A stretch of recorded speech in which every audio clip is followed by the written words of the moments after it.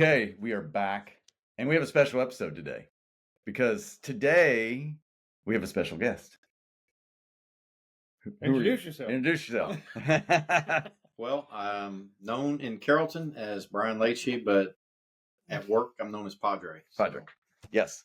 So, Tales from the Cassette is back, our 13th episode. I'm Jeff Beach. Joey Graves. And we do have our guest, childhood friend, long-term friend, Bryan Leite, to join us, which we thought was a good time to talk about our favorite guitarists. And why is that? Because this man plays guitar. That's right. He is a guitarist. Or used to. Yeah. Pretty well, actually. Yeah, pretty well. Played in a famous band in high school called Tipper Gore. And with world famous singer. With world famous singer. The world famous singer had hair. Uh-huh. And so we wanted to we are in the process of seeing a Van Halen tribute band tonight, or two actually, a Sammy Hagar and a Van Halen. So before we go down that road, we're going to talk about some of our favorite guitarists today. So there are some rules. We're trying to limit it to 5 or so, but as usual, when we do these shows, we have honorable mentions. Bryan did make a list you see behind us, so we'll get to see that as we go tonight. Yep. Yeah. That's part of the high tech that, and we're, as you can see, we're in the same room on the same screen today because we just thought this would work a little bit better today. So hopefully this all works out. So welcome back. Anything you'd like to say for your first show? No, I didn't know we were doing honorable mentions. So I'm sitting here trying to come up with a list off your list. So okay. If I'm quiet, that's why. Okay. All right. Well, what else is going on? So we did, we're going to see Van Halen tonight. Our good friend, Brad Billingsley, is going to join us soon. He couldn't join us for the podcast today, but we'll have him on a future episode. Anything else? I'm ready to rock and roll. Ready to rock and roll? All right. More ways than one. All right. We're going to talk about guitarists. So we'll start with some honorable mentions. How about we do that? And so we'll just go round robin. And well, you've got one ready. So why don't you go first? Me? Yep. Neil Girardo. No, that's good. That's good. Pat Benatar's husband. His tone. Yep. I love his tone, and I think we should mention that these lists, especially for me. Yes, I know Jimmy Page is a great guitarist. I know Jeff Beck is a great guitarist.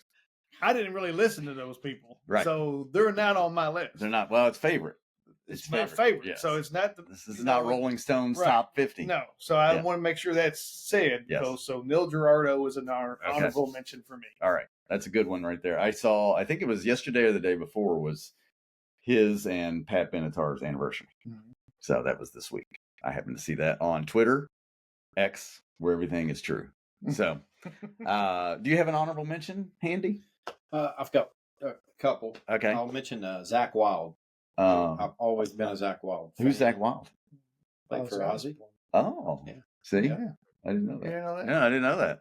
All right. He kind of did the squeal. He did a lot of harmonics. When was he with Ozzy? What time period? On the spot. I know.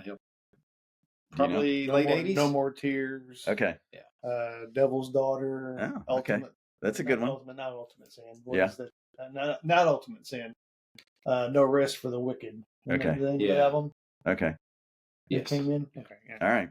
Okay. I only have one that I wanted to do. Well, my list is a little. I have one cheat item on there, but outside of that, and I guess like an honorable mention would be Mick Jones from Foreigner. Mm-hmm. Foreigner's guitarist. I considered him, but if we ever do the greatest songwriters of all time, he might end up on that list. Yeah. So Mick Jones. Of course, he's founder of Foreigner. Wrote most of their songs. Found Lou Gramm. Apologize, my work screen's popping up in the background here, showing up on your my glasses. Yeah, my glasses. Here's his password. Founder of Foreigner, and is still with the band today, though he has I think he's got a form of Parkinson's. That's right. And so he's usually not touring with the band nowadays, but will make appearances if he can. So that is mine. Did you have another? Oh, I got a whole bunch. Okay. Honorable mentions? Okay. Honorable mentions. Okay. Let's go with Neil Schon. Oh, 2 Neils in a row for me. yeah. Okay. Neil Schon, Neil Girardeau. Neil Schon, guitarist for Journey. Yep. And my list is made up of a lot of guitarists that have had memorable solos that you know exactly who it is. Even if you're 20 years younger than me, and you hear it, it's Journey or Neil Schon. Neil Schon. Well, we're not going to talk more about him because you may hear him on my list later on. Maybe we might hear him. You got another honorable? Kenny Wayne Shepherd. Oh yeah, that's a good one. He's going deep out of the well that we usually don't cover. I don't listen to. I mean, I've heard of the name. Yeah. Have you heard of this guy, Ace Frehley? Ace Frehley. I have. Is he going to be always honorable mentions for you? Really? Yes. Okay. He's going to be on Joey's list. Well, hang on. Oh, you got another one? I got several. Okay. Alex Lifeson. Okay. Rush. Mm-hmm. I on the radio today when I was driving back from Louisville, I heard the takeoff from what Bob McKenzie. Yeah. And so Bob and Doug McKenzie. Yeah. What Bob and Doug? Was it Bob? Was it? I guess that wasn't the guitarist on that song, but it was the singer. Who else you got? Reb Beach. Yeah. Well, he's known for mostly Winger. Yeah. But he's played in Winger, Night Ranger, White Snake. Yeah. Dawkins. Yeah, he's been a lot. And he continues to impress me with his abilities. So that's a good one. As I was building this list, I was thinking back through. I mean, you really could go through. I mean, our generation, the '80s hair bands were. Yeah, I mean, you've got a long list right there from Dawkins and Winger, Guns N' Roses. On down the line, and so picking the lead guitars that were so prominent, Poison, during that MTV time frame. You got another one? George Lynch was good. George Lynch, yeah. And that was my next not honorable mention. George Lynch. Right, okay. That was on my list. Next. I'm not cheating. He's looking at your list. All right. Okay. Is that all your honorable mentions? No. I've changed since high school. All right. One more. Okay. I got one more. Well, give it to us. Ace Frehley. Really? He's not on your top favorites? No, he's just out. Okay. Just out. I think there were some that are more deserving of the top 5. Okay. All right. Well, we'll probably talk about Ace a little bit later too. So we won't go into any more details. I love him. Don't get me wrong. But okay. All right. Well, let's go down to 5 then. All right. You're out of your honorable mentions. We're gonna go from 5, and we'll talk about that. How about me? You start. All right. You're 5. We're gonna go to your chart. To the chart. Let's see. Number 5. Mark Knopfler. Oh, nice. Yeah, now, see, that's a surprise. Some Dire Straits. Yes. Are you a Dire Straits fan? Yes. And I'll tell you, I really appreciated his playing style when my son Thomas started learning guitar, and he way surpassed me. So he started playing a lot of Dire Straits songs, and when I saw his technique, his picking hand and just his playing style, and I don't know, he really impressed me. Well, he's on a lot of, if you look online, a lot of top guitarists. Mark Knopfler. He's still an artist today. Of course, he's an artist. He still plays slowing today. Down a lot. Yeah, but he still plays. You can find new music from him online, and so he's a good one. I was never a big Dire Straits fan. I never was. Yeah. It was funny because when Money for Nothing became huge and all that, and you're thinking, oh, this is kind of cool. I never really listened to them, and then you buy an album and you realize, that's not what the rest of their music typically sounds like. No, very mellow. Very good. That's not really good. All right, give me your 5th. Steve Lukather. Oh, that's a good one. I can't believe I didn't put that on my list. I'm disappointed in myself. Steve Lukather. Good lead guitarist, Toto. Still the lead guitarist for Toto. His hair's a little different now. Yeah, he found it's long and it's totally white.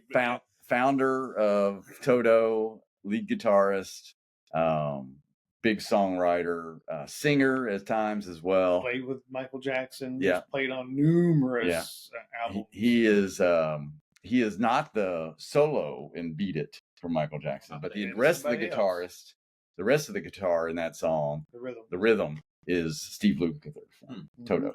Yeah. In fact, most of that album is Toto backing up Michael Jackson, playing on all those, and wrote some of the songs and everything. Yeah. All right. Well, let me look at my list. No cheating here. Well, mine is going to be Ace Frehley. It sounds close. He was 6. Yeah. He was just outside. Yeah, Ace Frehley. So I, it's funny. I just think, as a I don't know that he's like considered one of the best guitarists out there in terms of technical playing, but obviously a favorite. He became that huge persona when he was in the band in the 70s, and just highly entertaining. And still today, his music is, his stuff he puts on and. Think of the guitarists that name him as an influence. Yeah, right. And the things he did back then, and his songs are good that he does solo as well. He's touring today. Yes, he's touring today. Actually came pretty close to our area, didn't he? Yes, yeah.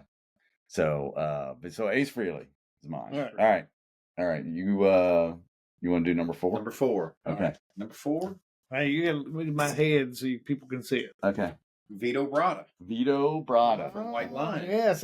White Lion. Really impressed with Vito Bratta. Yes. You are going deep into the well here. I knew All right.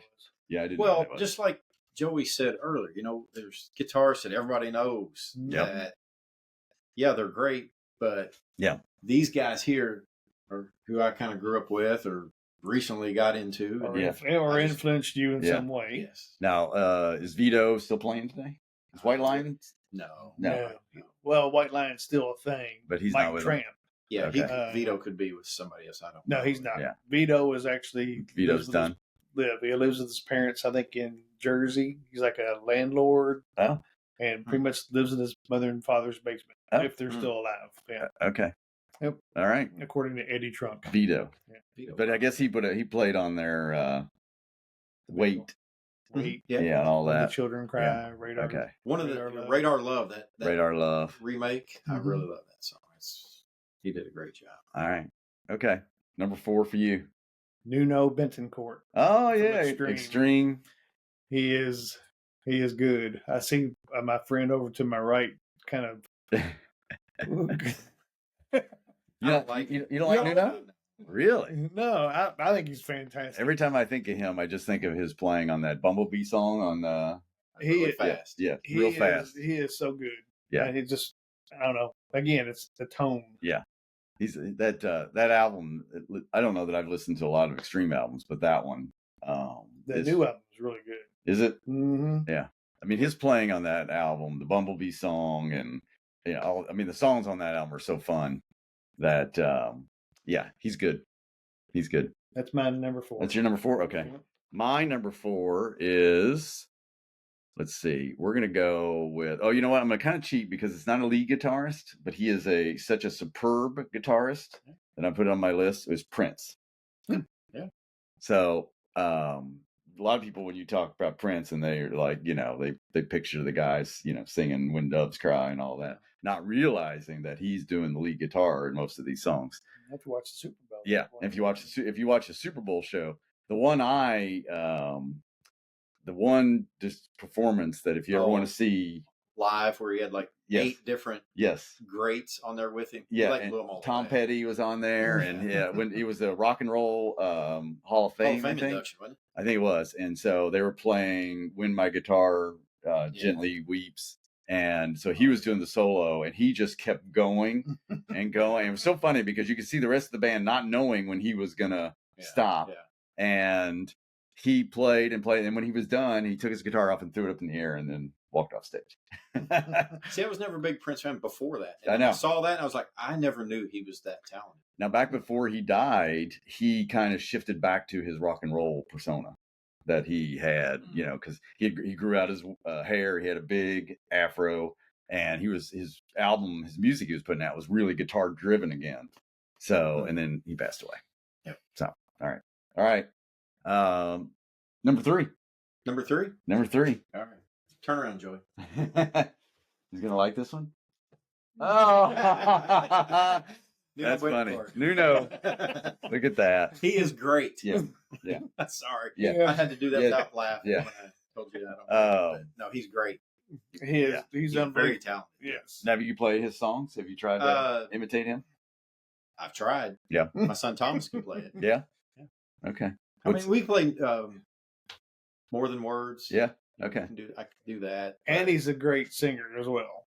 Nuno. Yeah. Oh, is he? Yes, he is. He had a couple solo albums. I have. Okay. I have Did he sing songs on the Wholehearted? Oh, he sang Wholehearted? Well, they went back Okay. and back and forth. Yeah.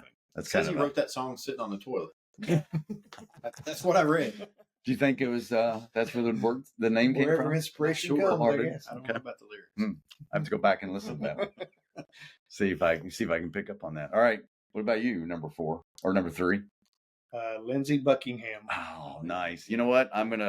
He's on my list. I'll just make him my number 3. So, yeah, I was, I like Fleetwood Mac. I've never been a huge Fleetwood Mac fan, but I saw one night when I was just scrolling through channels that Fleetwood Mac live on like PBS, and it was the original, Fleetwood Mac. Oh yeah, and his guitar solo was just unbelievable. Yeah, absolutely unbelievable. And he does the picking style. He doesn't. I don't know if Mark Knopfler does the same thing, but it's just unbelievable how good of a guitarist he is. Yes. So that's my number 3. I like him a lot as well. And I was watching some video the other day they had from like 76, and he was on stage, and he was just such a solid guitarist. I like his, because he can switch. It's funny, his solo stuff doesn't have a lot of lead guitar because he messes around with so many other things on those albums, electronically. But on Fleetwood Mac albums, he's more of a, I guess that's where, because he's the lead guitarist there. And he, if you listen to even a song like Dreams and what he does in the background with his guitar in just that song, and just how understated it is. And, and then of course the guitar playing and the solo of Go Your Own Way. I think, he's really, I love the guitar stuff that he does in Fleetwood Mac songs. Yeah. And he didn't make your list? He did, yeah. Oh, he was on my. I just changed my. I just made it my number 3 since we were going to talk about him anyways. Okay. But yes, he is, and of course, Fleetwood Mac's one of my favorite bands. Rumors is right there, so he is. I would love to see him live. He still tours, but I've not seen him yet. Yeah. All right, we're going number 2. So before we go to number 2, any surprises? I mean, anything that you've heard that. Any names that you're like, wow, that was a kind of off the wall? No. I mean, we talked about music enough that I can kind of guess some of your things sometimes. But so, Brian's list, Mark Knopfler, that's a good one. So I didn't even think about that. I mean, to prep for this, I did pull up like Rolling Stone's top 50. I did too. Yeah, just to see, who they're talking about, best guitarists out there. But and then that's when I made the decision. I don't want to go about what they're saying. I want to go about what I listened to, what influenced me. Yes. Everybody puts Jimi Hendrix out. Yes. Yeah. I think Jimmy was number 1 on that list. What was he? No, yeah. Jimmy Page. Jimmy Page. Yeah. And I just didn't never listen to it. Yeah. Slash. Just like Lindsey Buckingham. I almost put Slash on the list. I didn't listen to it. Fleetwood Mac. Yeah. A ton. Had I done that, he might have made the list. If you like the picking style of Mark Knopfler, you need to go back and listen to something of Lindsey Buckingham. Yeah. Live. He's a good one. Yeah. One of these days, we're going to have a show where we're going to play the music on here, but I haven't decided to test the YouTube censors yet. Oh. And see about getting pulled off the air. We're going to figure it out, though, one of these days. Some people figure it out. I know. They do it. I know. I don't know if they pay royalties. All you got to do is pay. All you have to do is just put a clip down there about with a live or somebody in the audience that taped it live. Okay. It's not them. Yeah. It's the person. So I just need it'll do it. So maybe we'll start doing that. I got to get creative. Then I got to become better editor. all this has been, learning how to do this on the fly. So you done good? Yeah, all so far. We have 40 followers, I think, on our 46. 46. I mean, I bet we can hit 100 now that we got Brian's friends coming out. I mean, we might All explode. three of them. We might explode. We'll get 49. I mean, if we can just get your family to like it, that'd be a big start. There you go. Hey, we might get some international followers as well. Yeah, that's right. Yeah, send it to Brazil. All right, let's do your number 2. Oh, number two. We got Randy Rhoads. Randy Rhoads. Yeah, I was going to mention him earlier when you were talking about the other Aussie guitarist. Yeah. Go ahead. I think his life ended too short. We would have had a lot more, seen a lot more of his creative style, and because he was into classical music big time, and he grew up in like a music school. Mom taught me. So yeah, he what year did he die? It was like early 80s, right? Wasn't it around 80? Like 81. 81. I mean, you think about when he passed away, and so you just come into that cycle where MTV's come along. And if he had lived and, had that kind of exposure, because you think about, we were just talking about a minute ago, with all the hair bands and the exposure they got through MTV. And if he would have gotten that same thing, I mean, of course, the rock fans knew who he was, but like the everyday rock or everyday music fans probably did not. But they would have, if he had been around MTV and whatever he would have been doing in the mid 80s. Do you know who took his place? Like, right after he died? No. A brief period? Brad Gillis. Oh, yeah. I did know that. Night Ranger. Yep. Mm-hmm. Yep. I think shortly, like 10 days after. Because they needed a guitarist, yeah. Brad Gillis was needed a guitarist. Yep. So it'd been interesting to see if he would have been, how big what he would have done in the mid 80s, because he would have gotten that MTV exposure. I'm guessing Ozzy probably didn't even know why Brad was there. Yeah. at that time of life. He might not have known that, that he had new guitars. Right. All right. What's your number 2? You sing? Who? Oh, that's all he did then. Yeah, he did. Yeah. Oh, I thought I was his number. Yeah, Brian. Brian May, actually. Brian May. Oh, that's a good one. I just see Brian May on the list. And Brian May. Yeah. Because again, it's the memorable solos and the impact that he had on so many guitarists. Yeah. And when you hear a Brian May solo, you can kind of tell it's Brian May. So Brian May's my number 2. Yeah, that's a good one. I mean, some of his solo work. We've talked about Queen's music quite a bit on here, and it's funny because at times they're just. I mean, their music. I don't think you can really define what kind of band they are. They are a rock band, but if you listen to their albums, they have just a wide variety. Mm-hmm. Some stuff sounds like country. Some sounds like electronic rock.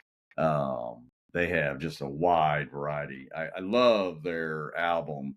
I think it's. Oh, I just blanked. What's Day of the Races? The one with Bohemian Rhapsody on it. Mm-hmm. Is that the right one? Yeah. That is such a great album. And it just shows wide variety, because it's almost like I can listen. I think we talked about it before. When the record company got that, they were listening like, what in the world? Because there's so much different things on there, from rock songs to there's a song on there called "I'm in Love with My Car," and yeah. So all right, there are several meetings about it. Yeah, my number 2 is Eddie Van Halen. So that was actually Van Halen's probably I've always a Kiss fan. That listening to them growing up, but sort of like the rest of the. When the hair bands were getting publicity, I never really listened to Van Halen until 1984 came along. That's about the time. Yeah, we were in middle school. Yes. And so I'm, and then 8th grade, that album came out. Wow.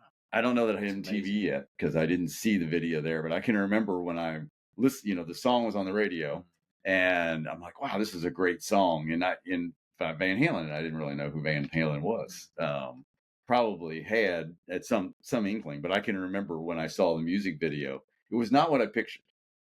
Because Jump is not really a hair band type song. It's more synthesizer. Yeah, it's more. So when I saw the band, I'm like, oh, that's I was picturing like somebody like Thomas Dolby.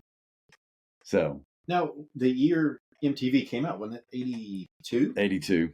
Okay. Yeah. So I remember. So I was living in Illinois at the time when MTV came on the air, and I remember having seen videos of Van Halen. So when '84 came out, you knew kind of seen a few. So I can't remember when it came to Carrollton. It was pretty early because I can remember some of those rural cable channels got it before the cities did. And so, of course, we would always stay up at 2 and watch like Friday night videos. Yeah. Okay. Yeah, that's a good one. So Eddie Van Halen, just real, some of the stuff he does, his opening on Pound Cake with the power drill, and his creativity on that. And he was, it's funny because he is such the like brains behind so much of what Van Halen music was, that when they lost him, they just they can't imagine, because he would be the one writing songs and contributing the parts and doing all that, and and working with his brother. So he is not only the guitarist in that band, but really the creative behind it. I liked Alex. I didn't particularly care for Eddie, but so. All right. Well, we're going to go to the number ones. All right. Your number one. My number one, Eddie Van Halen. Yes. There. Eddie. And I know he makes the lists. Yeah. I know he makes. I like how you like subdued about it. Oh, yeah. Before you were, yeah. He's a genius. Yeah. All right. All right. We'll talk about him then. So there's a guy on YouTube, Ben Eller. I don't know if you can. Ben Eller? Yeah. Ben Eller. I don't know if I'm gonna reach across on putting his name out there, but he is a big Eddie Van Halen connoisseur, and he will break down the songs. He slows them down. He tries to learn. I mean, he is really good. And you've got to watch a video. I think it's Eddie Van Halen's Hardest Riff. I think that might be his title. Yeah. And he breaks down a song, and he says, as much as I can play. I mean, he is so close to Eddie Van Halen when he plays. He's really close. He says, I'll never get this riff. Never in my lifetime. And he explains at the end, and he slows it down, and he shows why he'll never get it. It's just amazing. He's just awesome. Yeah, it's funny because, so many people, you see these guitarists, you're like, oh, they taught themselves. It's like, you can do that. But then it's funny to listen to, like, when other guitarists like want to play their music in like a concert or something, and then they realize how hard it is to do some of that stuff. Right.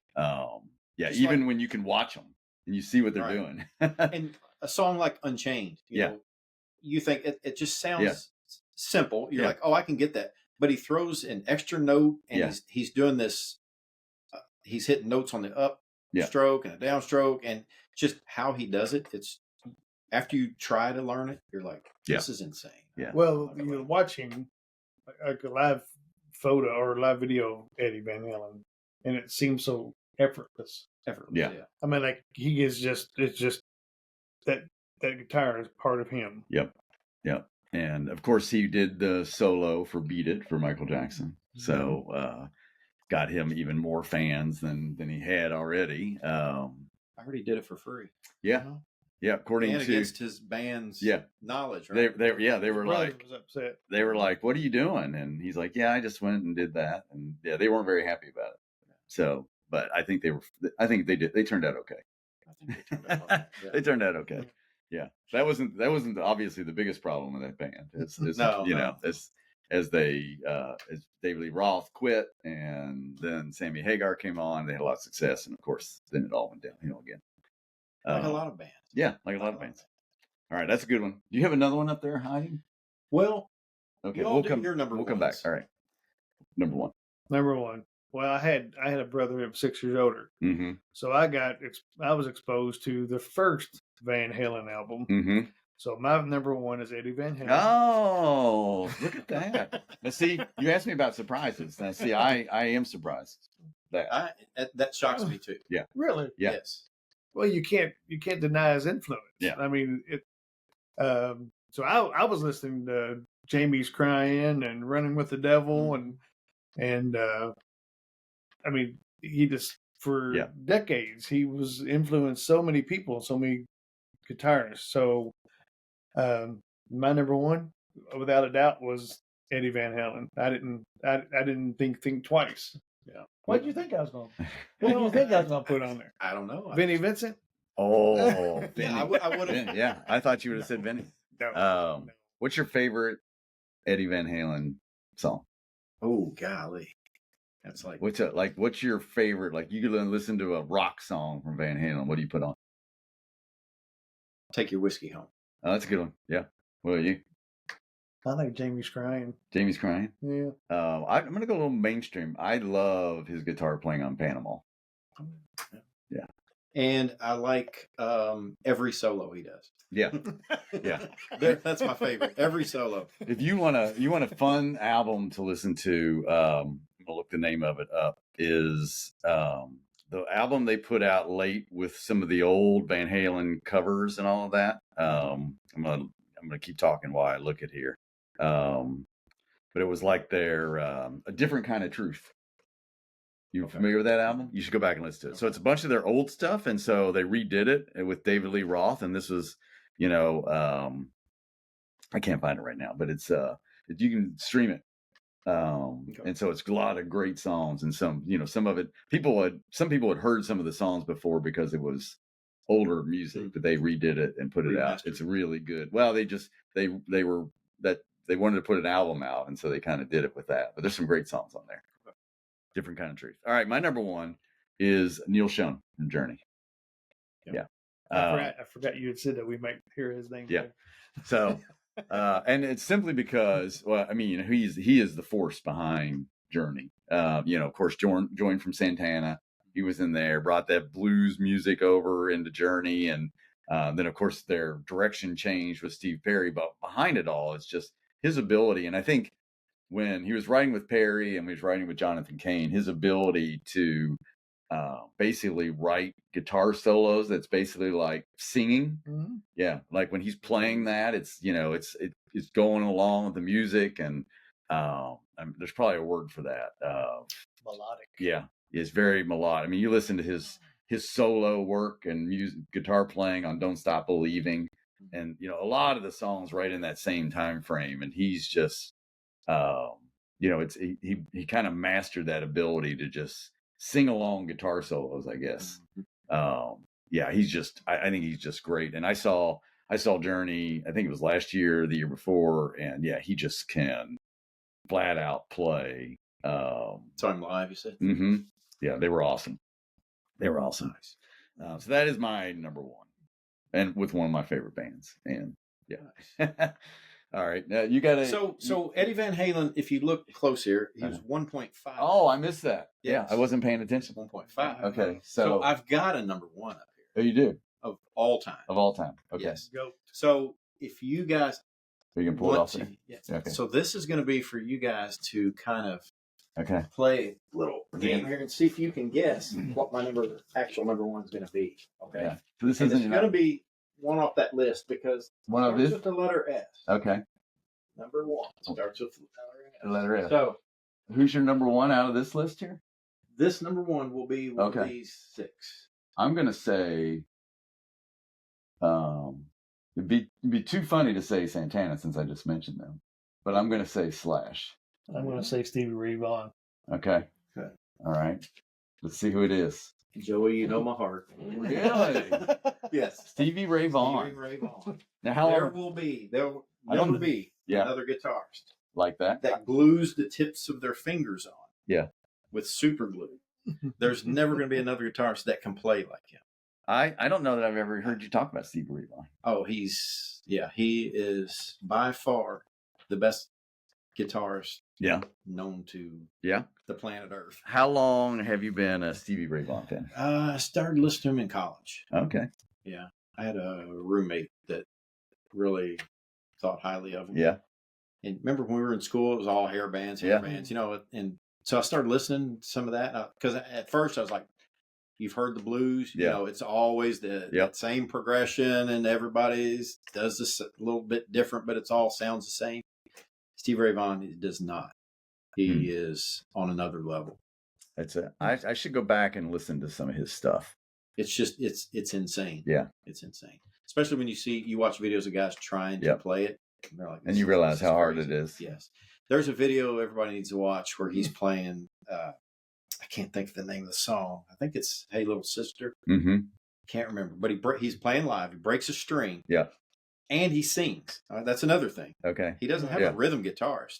He is playing this crazy music, this live solo stuff, and strumming rhythm at the same time. Yeah. But anyway, he's playing and he breaks the E string, and as he's singing, he's undoing the buckle. He takes the guitar off. Roadie comes out, puts another one around his neck, and he does not miss a beat. It's awesome. That's outstanding. I'll show you here. What's the album I should listen to for Steve Ray Vaughan? Oh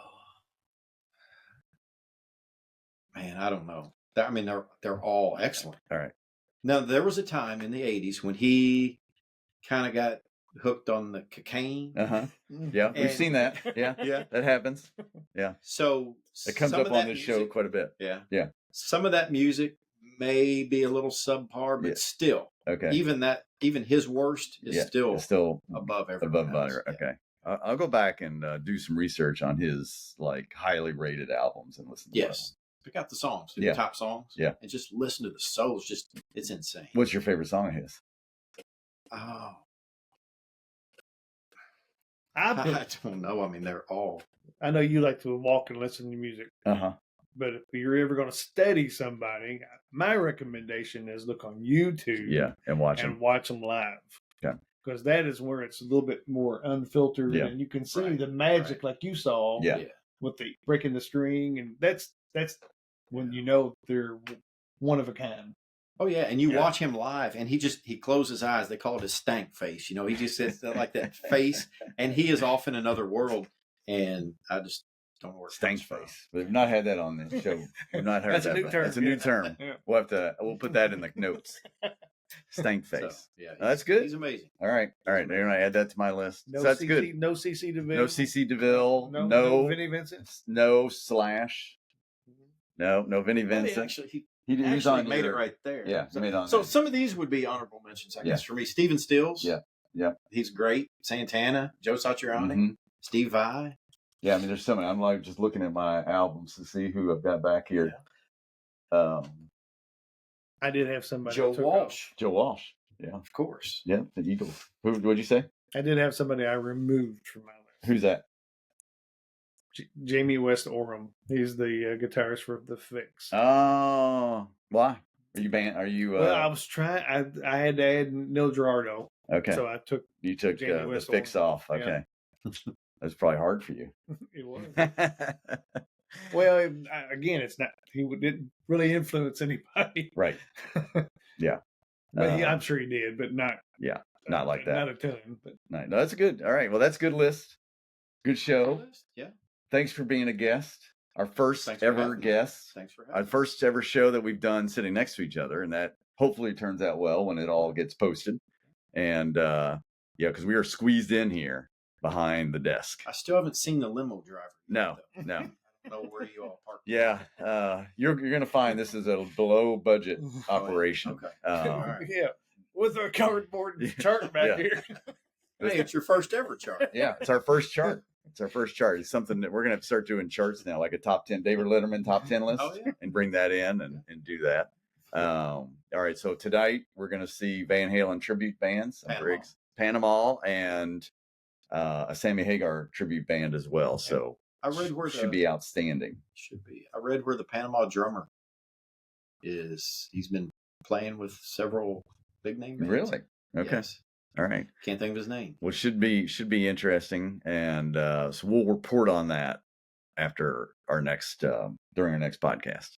Well, I need a topic. We haven't talked topic for the next hour. We'll figure it out. Yeah, you don't pick one. You don't pick one. Sometimes we do. We knew we were going to do this one during the show last time, but we do have a running list. If you have suggestions, we take suggestions. Right. Yeah. Well, we have a running list too. We'll dive, and we can always do album reviews. So we've done those have been good. We did Lick It Up. Yep. We did some assign things. Joey usually assigns me a band that I never heard of, and I go listen to their album. And he falls in love every time. And we've done a couple album reviews. We did top 10 Kiss. Yeah, I saw that one. Yeah. So we did Journey album review. We did Raised on Radio last time. So that was it. I posted that on a Monday morning. It doesn't appear to be the strong point for feedback. That gets buried by the analytics, I think. Oh. So it's a bad day to post. Won't do that again. All right. We're going to wrap it up. That is the show for the week, our favorite guitarist. And we will be back soon with TBD. We don't know yet. So I'm Jeff Beach. Joey Graves. Bryan Leite. Thanks for joining. And we'll see you next time. Watch some Stevie Ray Vaughan. Watch Stevie Ray Vaughan. Right there. Yeah. Yeah. Not there. Not there. Oh, you point up there this whole time. See?